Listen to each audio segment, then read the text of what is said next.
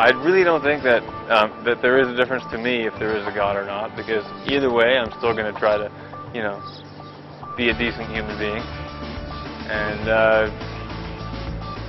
enjoy life. Oh, hello, hi, Mom. Then there's no meaning, there's no point. If God didn't exist, then why am I here? The difference between God existing and God not existing, I mean, it's different for every person, I guess. It gives us all a purpose. It gives us all a mission, and it's kind of like this big story that needs to be completed still. It really doesn't. It just gives some people hope, and it makes people believe in something, and whether they call it God or they call it whatever, they have some sort of faith, and it helps them live a happier life. For me, it's very important that God exists, because I need to have the understanding that you know, that there's something else out there, something better, something to help me through, something to watch over me, and something to have more trust in me than anyone else. For other people, that may not be the case, in which case, I mean, as far as they're concerned, I'm sure it really makes no difference whether or not God exists. I don't think it actually makes any difference whether God exists or not, because it's about your own knowledge, your own faith, and your belief.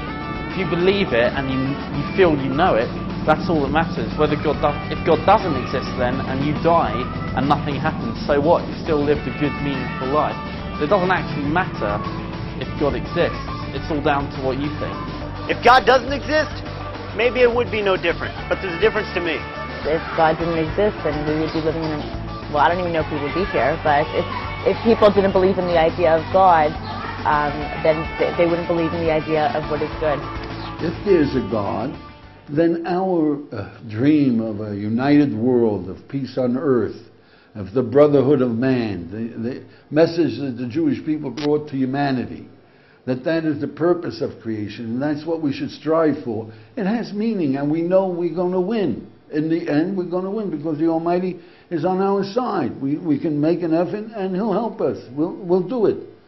There's every chance in the world that's going to happen. Otherwise, you take a look at the proliferation of little atom bombs.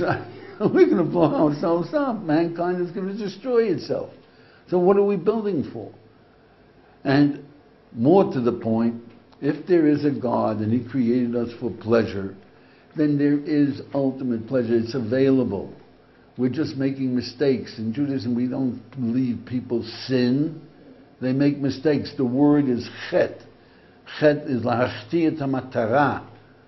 It's to miss your target. Every human being is out there seeking pleasure. But instead of using their head to find out what pleasures are available, and instead of using their head and finding out from others that drugs don't work, and that you can be a billionaire and be miserable, and still find out how. Look, 50% of marriages end up in divorce in the United States and all over the world practically. 50% of marriages. Now they're in love. They're getting married. They're in love. They're crazy about each other. What the heck happened? And then they fight about the kids, and they don't even know what kids they're going to get. But they're in love with the kids, and they hate each other, and they say things that are outrageous, like, she's a witch, he's a monster, and they're the worst people in the world, and they're nice people. What the heck happened? But more to the point, you have 100 young people, and you ask them, who's getting married over here? And they're all getting married. They're all getting married. And then you ask them, tell me, my friend, which one of you guys are going to get a divorce? 50% get a divorce. Which one? They say, not me. Well, who's going to get a divorce? Not me. Why not you? I don't plan to. He doesn't plan to. But doesn't it make sense that you find out what makes a marriage work? Doesn't it make sense that you find out how to be happy with a marriage partner? Learn about it? Where are you going to learn about it? Who has this information? But an old eminent firm that's changed this world, that has a wonderful reputation. Everybody's using this eminent firm's products, sometimes under different brand names, like, you know, love your neighbor as yourself. It comes from this eminent firm, and it's a family firm. So find out what makes marriage work. We've been dealing with marriage a long time. What makes people, how do you raise children that honor their parents, and that love their parents, and that are happy to be with their parents all the time? We've done this for many, many generations. If there's a God, might be that He taught us how to live because He loves us.